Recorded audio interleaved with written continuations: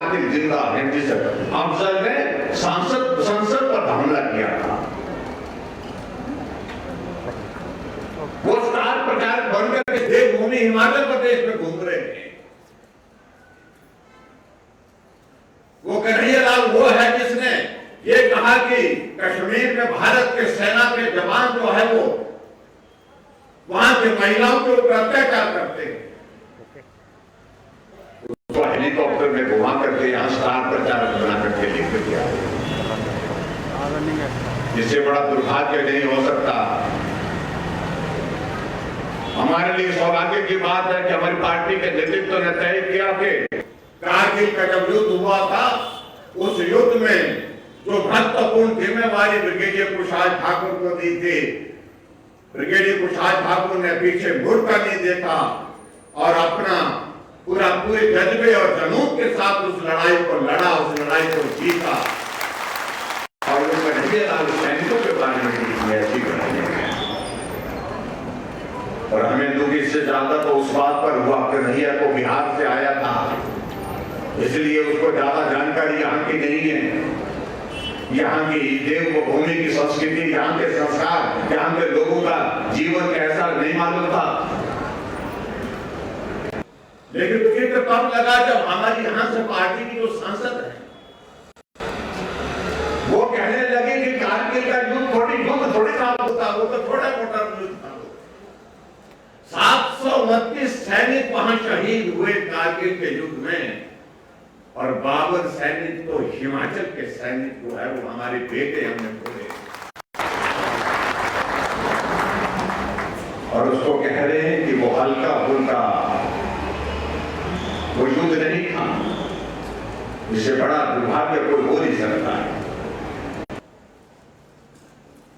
आप कल्पना करिए, देश के यशस्वी प्रधानमंत्री उस वक्त अटल बिहारी वाजपेयी, जब ये कारगिल का युद्ध हो रहा था,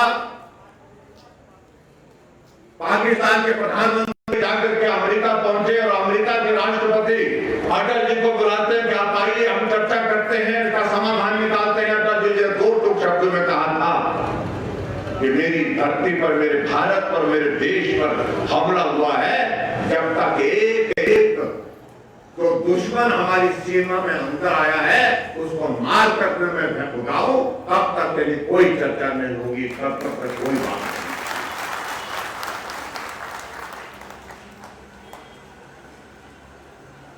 और आज लोग इस तरह की बात कर रहे हैं कि वो लड़ाई ही नहीं थी, वो तो युद्ध था ही नहीं, वो तो मामूली से ताकत है, थोड़ी सी घुसपैठ हुई थी।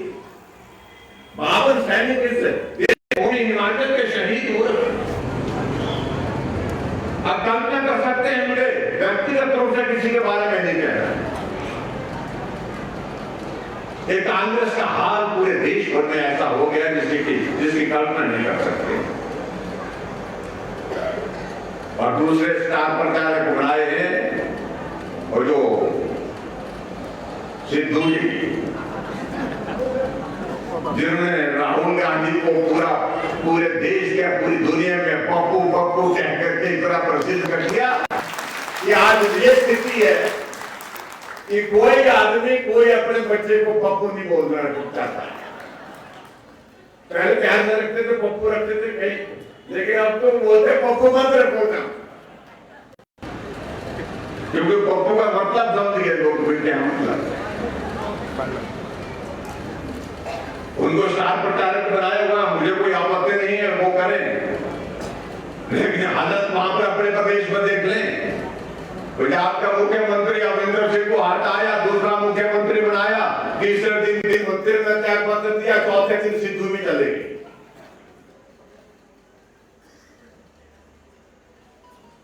इसलिए भाई और बहनों, हमको इस बात को सोचना है, कोई मुद्दा नहीं है इनके पास। हमारे पास यहां पर आकर के कह रहे हैं कि महंगाई बढ़ गई, बेरोजगारी बढ़ गई। आजादी के 50 साल तक सत्ता में वो लोग रहे और वो कह रहे हैं कि बेरोजगारी हमने 3 सालों में बढ़ाई। अगर हम उनसे पूछे क्या महंगाई कांग्रेस के जमाने में खत्म हो गई थी क्या? इसलिए बहुत सारी बातों का जिक्र करने की आती है तो हम बहुत सारी बातों का जिक्र करें। लेकिन मैं एक बात आप सबसे जरूर कहना चाहता हूं, हमारी भाग्य है, ये पता नहीं कि क्या हुआ कि जब हमारी बारी मुख्यमंत्री बनने की आई, हम परीक्षा के ऐसे दौर में से गुजर रहे हैं। पहले लोकसभा का चुनाव, उसमें पास अच्छी तरह से हुए, फिर उपचुनाव वो आए, उसमें भी पास हुए, पंचायत के चुनाव उसमें भी पास हो गए, ऊपर से कोरोना आया, उसमें भी हम पास हो गए। आप सबके आशीर्वाद से आज कोरोना खत्म होने के बाद, और मुझे इस बात की प्रसन्नता है कि पूरे देश भर का भी वैक्सीन की अगर बात कहें तो पूरे देश भर में हिमाचल पहले स्थान पर आया। और आज मुझे किन्नौर के डिप्टी कमिश्नर सूचित कर रहे थे, किन्नौर में दूसरी डोज भी 100% हो गई। ये आपको करो में इस बात का मैं जिक्र कर रहा हूं क्योंकि हिमाचल प्रदेश के लोगों ने हमेशा हमको सहयोग किया, समर्थन किया। जितने भी परीक्षा का दौर है, और आज ये बड़ा परीक्षा का दौर है। मंडी लोकसभा क्षेत्र का चुनाव, 3 और विधानसभा क्षेत्र के उपचुनाव, कुल मिलाकर के 20 विधानसभा क्षेत्र चुनाव के दौर में से गुजर रहे हैं। लेकिन 20 विधानसभा क्षेत्र जो चुनाव के दौर में से गुजर रहे हैं, आप सबके भरोसे हम कह सकते हैं, हम इस परीक्षा में भी सफल होकर के आगे निकलेंगे। ये मैं कह रहा हूं।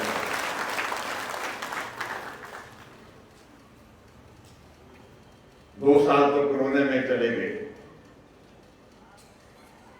और बाकी का समय ये परीक्षाओं के दौर में गुजर गया।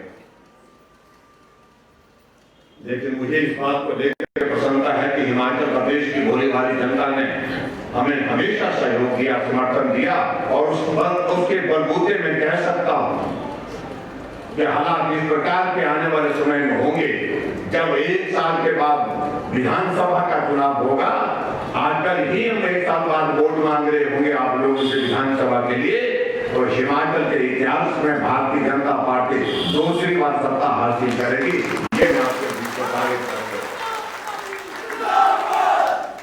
4 साल का कार्यकाल बीतने के बावजूद भी सरकार के खिलाफ बोलने के लिए कुछ नहीं किया। कोरोना कोरोना कहते रहते हैं। अरे हमने तो कोरोना में आदमी की जिंदगी बचाने के लिए जो कर सकते थे वो किया, लेकिन हम कांग्रेस के मित्रों को पूछना चाहते कि तुमने क्या किया? इतना बड़ा संकट, दुनिया का सबसे बड़ा संकट, और वो राजनीति करते रहे। कांग्रेस पार्टी की ओर से चिट्ठी दिल्ली भेजी गई, हमने इतने सैनिटाइजर बांटे, इतने हमने पीपीई किट बांटे, इतने हमने मास्क बांटे, और 12 करोड़ रुपए का बिल कांग्रेस पार्टी के नाम पर दिल्ली भेज दिया, और पार्टी हाईकमान को कहा कि ये 12 करोड़ रुपए खाते में जमा करो। आप कल्पना कर सकते हैं अगर ऐसी पार्टी को अगर देश में सत्ता में रहने का संकट के क्षण में मौका मिला होता या प्रदेश में सत्ता का मौका मिला होता, तो कल्पना करिए आप कि किस प्रकार से इस देश को और इस प्रदेश को लूट कर। इसलिए बहुत कुछ कहने की जरूरत नहीं है। वोट लगी है नेता बनने के लिए। यहां बैठे हैं गोविंद जी, देखते हैं विधानसभा के अंदर तमाशा, और आदमी उछल रहा होता है।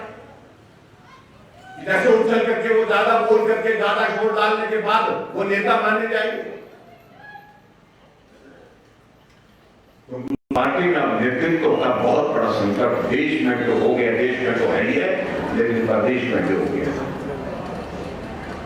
सब इसी होड़ में लगे हैं, फिर इसलिए वो गाली गलौज पर आते हैं, तथ्य पर आधारित बात करने की स्थिति में नहीं होते। हिमाचल प्रदेश में सरकार ने 4 वर्ष में, जो हमारा 4 वर्ष का कार्यकाल पूरा होने जा रहा है 27 दिसंबर को, हमने सेवा करने की कोशिश की है। हिमाचल प्रदेश में गरीब लोगों को मदद करने की कोशिश की है। बुजुर्गों को पेंशन देने की शुरुआत 70 साल के ऊपर ये हमारी सरकार ने शुरुआत की। 65 साल के ऊपर सभी माताओं को पेंशन का प्रावधान होना चाहिए, ये हमारी सरकार ने निर्णय करके दे दिया। और आगे बढ़कर के गरीब आदमी का इलाज मुफ्त में करने की व्यवस्था आज से पहले किसी सरकार ने की नहीं थी।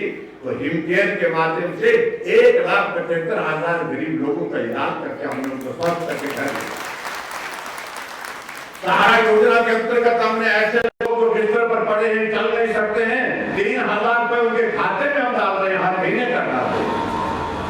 और आगे बढ़कर के एक और योजना, जिस योजना का जिक्र हम आपके बीच में पहले भी कर चुके हैं कि अब गरीब बेटी की शादी जिस दिन होगी तो बीपीएल परिवार की होगी, चाहे वो किसी भी कैटेगरी, जनरल कैटेगरी की है, बीपीएल होनी चाहिए, चाहे वो अनुसूचित जाति से है, शेड्यूल ट्राइब से है, वो भी से है, लेकिन जिस दिन बेटी की शादी होगी बीपीएल परिवार की, तो उस दिन हमारी सरकार 31,000 रुपए उसके खाते में शगुन के रूप में गरीब आदमी के लिए मदद करना, गरीब आदमी के लिए काम करना, गरीब आदमी के लिए सेवा के भाव के साथ काम कर रहे हैं, जिसके लिए हमने अपनी सरकार को 4 वर्ष का ये कार्यकाल समर्पित किया है।